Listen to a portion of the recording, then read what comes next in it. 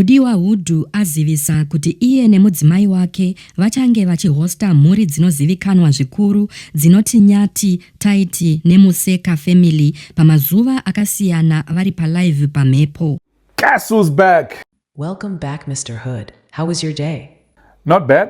Nyaya iyi yazomutsawo mutauro mushure mekunge Mudiwa avhuna Chirungu, then mumwewo Feni paazozama kumukorekta abva asvodeswa kuti hazvigoni ba kukorekta Chirungu chamillionaire, iwe ungoriwo razaro zvako. Muri yeZimbabwe ndinokuchingamidzai zvakare panonzi pano, ndapota musakanganiwawo kusubscribe, kufollowa nekulaikawo video rino zvakare nekurisheya. Izvi zvinobatsira kuti risvike kure kune hama neshamwari dzenyu dzisati dzariona.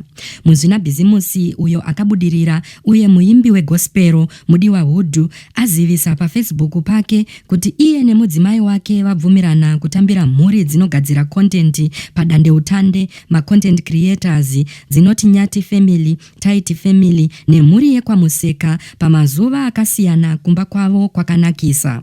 Kuchange kuine zvirongwa zvinobuda palive uye vatsigiri mafanzi vaviri kubva kuboka rega rega vachakokwa kuti vambofarawo navo. Mudiwa uyo anozivikanwa nemhando yezvinhu zvake zvepamusoro zveMH, ndege dzezuwa, maprivate jets uye kukurudzira vanhu, akati anotenda rutsigiro rwavo uye anoda kuratidza rudo.